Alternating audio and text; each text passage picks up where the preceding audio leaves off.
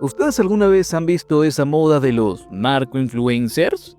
Sí, esos que creen que Instagram y TikTok son vitrinas para presumir armas, motos robadas y hasta videos de golpizas. Pues bien, hoy les voy a contar la historia de Brandon Castillo, un joven de apenas 18 años que decidió hacer de las redes sociales su escenario del terror y terminó pagando el precio más alto. Este caso es un retrato de cómo la violencia en México ya no solo se vive en las calles, sino también en los celulares. Y Brandon es el ejemplo perfecto. Pasó de creerse intocable detrás de una pantalla a caer con 8 disparos en pleno Tláhuac. Como siempre, vamos por partes. Brandon no era ningún desconocido en su barrio.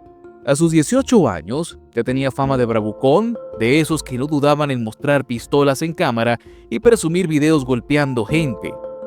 Se grababa incendiando negocios, disparando al aire y obligando a las víctimas a mirar directo a la cámara mientras eran golpeadas. Sí, como si fuera un casting para alguna película de Netflix, pero versión narco de bajo costo. Lo más absurdo es que él mismo subía esos videos, como si el crimen fuera contenido premium para redes. Y claro, generaba miedo, porque cuando un chamaco de esa edad sube a TikTok pegándole a alguien y mostrando rifles, no busca likes inocentes, busca respeto, busca intimidar. Pero ojo, él no era ningún lobo solitario. Brandon operaba bajo las órdenes de alias El Piti, un presunto líder de la Unión, que maneja negocios desde el reclusorio norte, es decir, un chamaco de 18 años ya estaba metido en el organigrama del crimen organizado. Mientras otros adolescentes estaban pensando en qué prepa escoger, el Brandon estaba ejecutando órdenes de extorsión, narcomenudeo y hasta homicidios. Aquí hay que detenerse un segundo. ¿Qué papel juegan las redes en todo esto? Porque la historia de Brandon es apenas una pieza de un fenómeno mucho más grande: la glorificación del crimen en plataformas digitales. Antes, los delincuentes buscaban esconderse. Hoy en día, quieren ser vistos. Las redes se convirtieron en vitrinas del terror. Y lo peor es que hay un público que consume, que comparte, que hasta admira ese tipo de influencers del narco.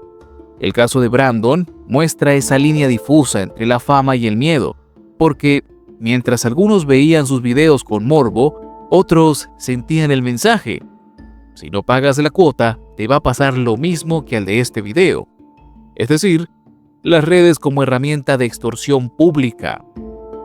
El 15 de agosto, colonia La Estación, en Tláhuac, Brandon estaba en la calle, conversando con el conductor de una camioneta blanca. De pronto, un sujeto con chamarra café se le acercó, lo encaró y le disparó 8 tiros, directo, sin rodeos. Brandon cayó boca abajo, con la moto encima, mientras su acompañante salía corriendo. Los agresores huyeron, y la escena quedó como una postal brutal de lo que significa vivir en guerra con el crimen organizado. Un joven tirado en el pavimento que horas antes todavía creía ser el dueño de las calles gracias a sus videos. Las autoridades confirmaron su identidad poco después. Brandon Castillo, 18 años, el mismo que había convertido su perfil en una galería de armas y violencia. Y mientras eso pasaba en Tláhuac, al sur de la ciudad, en Xochimilco, la violencia golpeaba de otra manera. No fue un joven que presumía armas en redes, ni alguien ligado al crimen organizado. Esta vez, las víctimas fueron una mujer de 51 años y una niña de apenas 10, quienes simplemente regresaban de la tienda en compañía de un familiar. Viajaban en un auto rojo cuando 2 hombres a bordo de una motocicleta gris se acercaron. No hubo robo, no hubo advertencia, no hubo palabras, solo disparos directos contra ellas.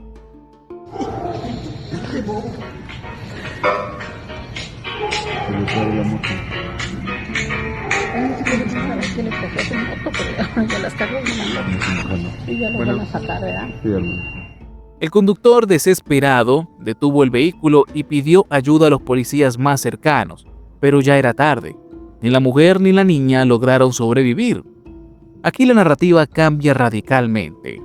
Mientras Brandon seguía jugando a ser un sicario digital, construyendo su propia reputación criminal en Internet, estas víctimas nunca lo buscaron. No tenían absolutamente nada que ver con el narcomenudeo, ni con extorsiones, ni con venganzas.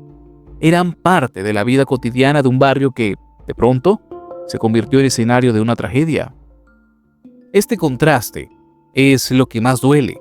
Por un lado, quienes presumen la violencia terminan alcanzados por ella, pero, por el otro, personas inocentes que jamás la buscaron se convierten en blanco de ataques directos, inexplicables y muchas veces nunca esclarecidos. La violencia no discrimina. Algunos los alcanza porque la retan, porque la exhiben y la convierten en un show. A otros simplemente las atropella sin darles oportunidad de defensa. Y en ese choque brutal, siempre pierde la sociedad completa. Ahora vamos a otro capítulo de este mismo rompecabezas. La captura de un tal Luis Alberto N., mejor conocido como el Estúpido. Sí, así le dicen, aunque de estúpido no tiene nada. Era el líder de una célula criminal que se dedicaba a secuestros, homicidios y narcomenudeo en la Ciudad de México. Fue detenido en Tlalpan después de años de investigaciones. Y no solo él, 3 de sus cómplices cayeron en Milpa Alta, con armas, drogas y celulares listos para seguir operando. Lo irónico es que su apodo parece un chiste de mal gusto, pero sus crímenes son de lo más serio. Entre ellos, un secuestro agravado en 2020, donde una familia completa fue interceptada y el padre privado de la libertad durante horas. Estos grupos criminales no solo generan miedo, también reflejan la incapacidad de las autoridades para erradicarlos, porque por cada captura hay otro que toma el lugar. La hidra del crimen siempre regenera su cabeza. Lo de Brandon Castillo nos deja varias preguntas. ¿Qué tan responsables son las redes sociales en esta glorificación de la violencia? ¿Por qué un joven de 18 años prefiere grabarse golpeando gente en lugar de buscar otra salida? ¿Por qué las autoridades permiten que estos contenidos circulen sin freno? Y lo de la mujer y la niña nos recuerda que la violencia no es un espectáculo, sino una realidad que cobra víctimas inocentes. Un día eres un espectador de historias como esta. Al siguiente, puedes estar en la portada. Por último, el caso de Los Estúpidos. Es la prueba de que las estructuras criminales siguen operando como franquicias. Cambian nombres, cambian jefes, pero el negocio sigue. Extorsión, drogas, secuestro y, claro, el ingrediente extra, redes sociales como amplificador. En resumen, la historia de Brandon no es solo la de un joven que presumía pistolas y terminó abatido.